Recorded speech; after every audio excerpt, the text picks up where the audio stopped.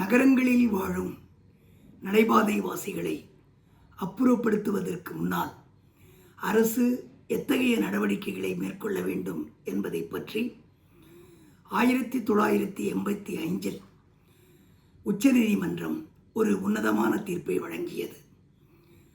அந்த வழக்கு Olga Delhi's என்ற வழக்கு. இந்த வழக்கை விசாரணை செய்த நீதிபதிகள் 5 பேர்.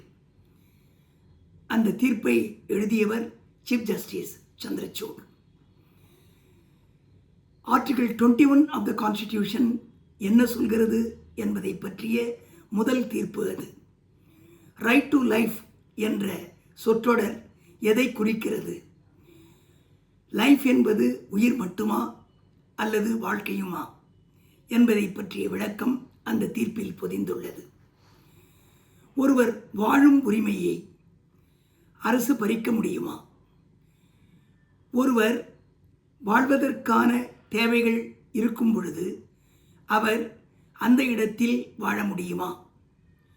வாழ்வதற்கான தேவை இருக்கலாம், வாழ்வதற்கான வசதிகள் இருக்கலாம். ஆனால் அந்த வசதிகளும் தேவைகளும் அரசாங்கத்திற்கு சொந்தமானவை. எனவே நீங்கள் அங்கே இருக்கக்கூடாது, அங்கே வாழக்கூடாது என்று அரசு சொல்ல முடியுமா? இத்தகைய கேள்விகளை அந்த தீர்ப்பு ஆராய்கிறது. காலம் காலமாக ஏழை மக்கள் நடைபாதைகளிலும் குடிசைகளிலும் வாழ்ந்து கொண்டிருந்த காலம் அது. இன்றும் இருக்கிறார்கள். அன்று லட்சக்கணக்கில் இருந்தார்கள். பாம்பே, கல்கத்தா, சென்னை போன்ற நகரங்களில் லட்சக்கணக்கில் நடைபாதை வாசிகள் இருந்த காலம் அது. இன்று பரவாயில்லை.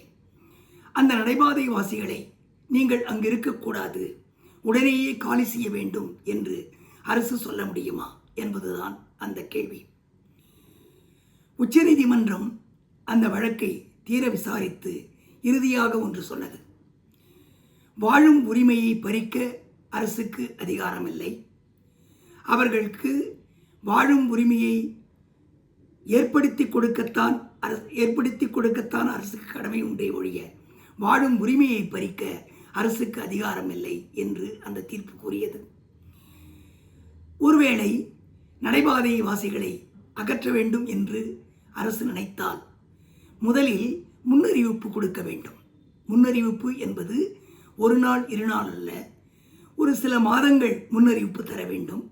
முன்னறிவிப்பு தந்த பின்னர் அந்த நடைபாதை வாசிகளுக்குரிய ஆல்டர்னேட்டிவ் அக்கமடேஷன், மாற்று இல்லங்களை நீங்கள் அமைக்க வேண்டும்.